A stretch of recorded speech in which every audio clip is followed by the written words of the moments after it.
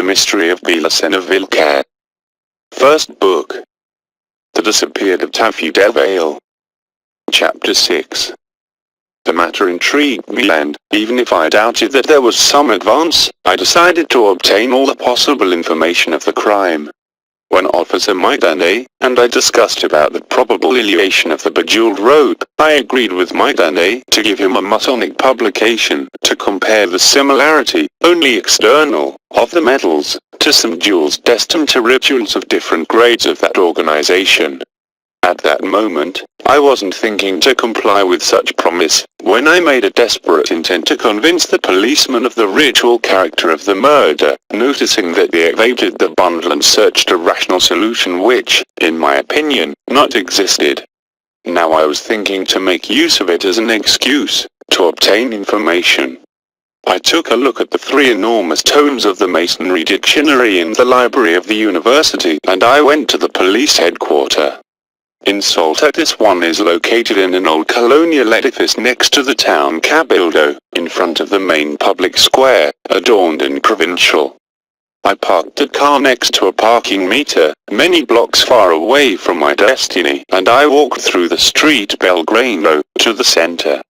When I arrived to the church Sagrado Corazon, which is a building of more than 300 years, I was thinking in the white American youth, comparing it to the millenarian Europe.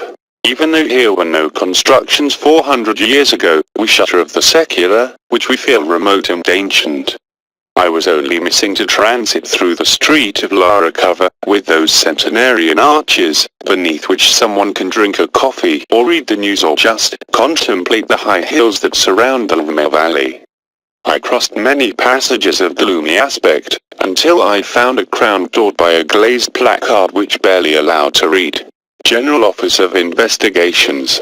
Beneath this another placard, made of plastic, announced, Subcommissary Maidane. Knock before entering. Things resulted better than I expected. Meanwhile, Officer Maidane, with wild joy, examined the dictionaries. In my hand glided feverishly the few papers of the expedient entitled, BELICENA VILLCA, Intentional Homicide. In this way, accompanied by the insults that the nationalist policeman released when something that he read caused his fury, I could find out what I wanted. Many analyses were practiced to the homicidal rope, being this destroyed, in part, during the tests. One of the metals was molten and the material analyzed by molecular spectroscopy, quoting the papers of the final report and regarding to the main attached report, for any discussion regarding to the interpretation of the same. The conclusion was that, according to the minerals and metals which intervened in the alignment of the gold, this one would have surely its origin some country of Europe, Spain. With more precision was mentioned the zone of Rio Tinto in the province of Huelva. Night Cardos. What the hell means this, doctor? Brusquely interrupted my lecture the Officer Maidane, who was reading Ritual of the 30 grade.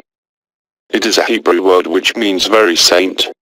The title would be Very Holy Night, I said. The officer's eyes were bloodshot. Sergeant Quiroga. He screamed, come to see what Masons do. The sergeant went quickly. Was a husky Creole like a breakaxe, but of evident lack of sense, who added his voice obediently to the concert of curses of the officer. I continued reading the expedient. One piece of the hair was sent to the Laboratory of Pathological Analysis of the Medicine Faculty.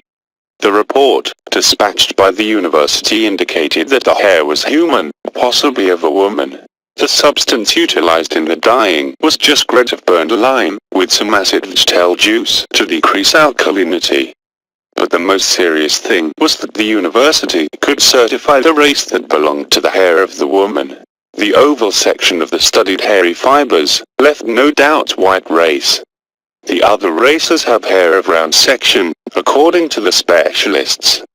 That was almost everything. Our declarations and the forensic report. Also a report of the army, with the same already known story, where was veiled suggested not to inquire too much. Some bureaucratic unimportant papers, about the inhumation and other aspects of the investigation, but referred to the crime itself, there was not almost any advance. In some A. Fingerprints. Only the ones of the deceased and the personnel of the hospital. B. Other key. Not stated. C. Expertise of the door. Indicated that the hinges were intact, also the lock. It was not forced by picklock, neither by jemmy, nor by any other object. D. Forensic expertise. Death by strangulation. E. Expertise of the homicidal arm. Rope of human hair, dyed with burnt lime. Medals of Spanish gold of unknown meaning. Not a word about the disappearance of the briefcase and, apparently was not considered helpful to investigate the legends engraved on the jewels.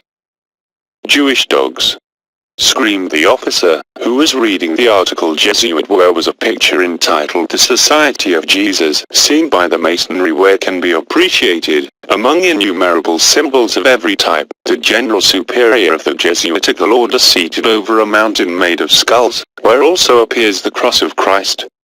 As a good Catholic nationalist he felt aggrieved, personally offended, due to the perfidy of the Judeo-Masonry.